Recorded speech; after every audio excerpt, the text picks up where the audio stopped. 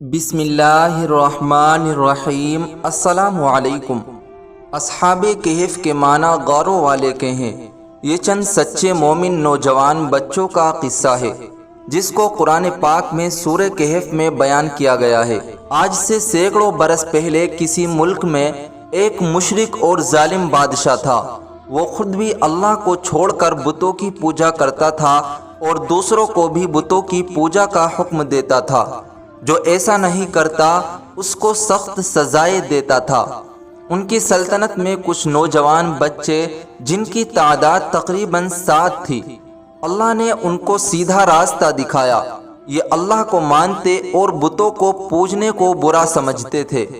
ان کے ماں باپ نے ان کو بہت سمجھایا کہ بادشاہ کو اگر خبر ہو گئی تو قتل کروا دے گا، لیکن ان بچوں کے دل میں اللہ کی محبت تھی۔ ماں باپ کی بھی نہ سنی اور اللہ کی تعریف اعلانیہ کرنے لگے۔ آخر ایک دن بادشاہ کو خبر پہنچ گئی۔ لڑکے ڈر کی وجہ سے ایک پہاڑ کے غار میں جا کر چھپ گئے۔ ان کے ساتھ ان کا کتا بھی تھا، وہ بھی ساتھ چلا گیا۔ جب کوئی شخص اللہ کا ہو جاتا ہے تو اللہ بھی اس کی مدد کرتا ہے۔ جب یہ غار میں پہنچے تو اللہ تعالیٰ نے ان کو سلا دیا اور کتا غار کے منہ پر بیٹھ گیا، اس کو بھی اللہ تعالیٰ نے سلا دیا۔ اللہ تعالیٰ نے اپنی نشانی اور لوگوں کو اپنی قدرت دکھانے کے لیے 300-900 سال تک سلائے رکھا۔ اس عرصے میں پتہ نہیں کتنے بادشاہ ختم ہو گئے، زمانہ بدل گیا، لوگ بدل گئے۔ 300-900 سال بعد اللہ تعالیٰ نے ان کو تھوڑی دیر کے لیے جگایا۔ ان کو ایسا معلوم ہوا کہ وہ ابھی سوئے تھے۔ انہوں نے دیکھا کہ سب چیزیں اسی طرح موجود ہیں جس طرح وہ سوئے تھے۔ کتا بھی اسی غار کے منہ پر بیٹھا تھا۔ ان کو بھوک معلوم ہوئی تو انہوں نے اپنے چند ساتھیوں کو سکے دیے کہ چھپ چھپا کر کسی طرح بازار میں جا کر کچھ کھانا لے آئے۔ جب یہ ساتھی بازار گئے تو وہاں کی ہر چیز بدلی ہوئی نظر آئی۔ دکان پر پہنچے، کھانا خریدا۔ جب وہ سکہ دیا تو لوگوں کو بہت تعجب ہوا کہ یہ سکہ فلاں بادشاہ کے وقت کا ہے جس کو مرے ہوئے کئی سو برس ہو گئے۔ لوگوں کو شک گزرا کہ کہیں کوئی خزانہ تو ان کو ہاتھ نہیں لگا، اور آہستہ آہستہ یہ بات اس وقت کے بادشاہ کو پہنچ گئی۔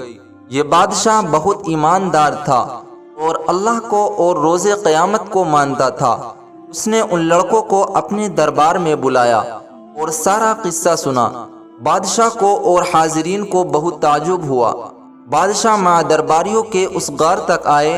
انہوں نے ان لڑکوں کو سوتا ہوا دیکھا۔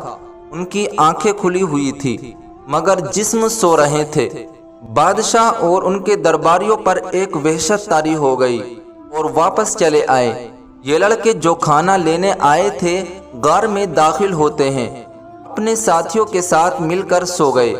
بادشاہ اور ان کے درباریوں کو اور یقین ہو گیا کہ اللہ تعالیٰ بڑی طاقت اور قدرت والا ہے۔ مرنے کے بعد وہ اسی طرح زندہ کرے گا جس طرح ان غار والوں کو کیا ہے۔ یہ لوگ اس غار میں قیامت تک سوتے رہیں گے۔ اللہ تعالیٰ نے اس واقعے سے ہم کو بتایا کہ وہ اپنے ماننے والوں کی حفاظت کرتا ہے، ظالموں سے نجات کی ایسی صورتیں پیدا کرتا ہے جو کسی انسان کے وہم و گمان میں بھی نہیں آ سکتی۔ ہم کو بھی یہ سبق ملتا ہے کہ جس شخص میں اللہ تعالیٰ کی محبت پیدا ہو جاتی ہے وہ کسی بڑے سے بڑے بادشاہ سے بھی نہیں ڈرتا۔ تو آئیے ہم سب بھی اللہ سے محبت کریں اور یقین پیدا کریں کہ ہر کام اسی سے ہوتا ہے اور جو کچھ ہوتا ہے اللہ کی حکم سے ہوتا ہے۔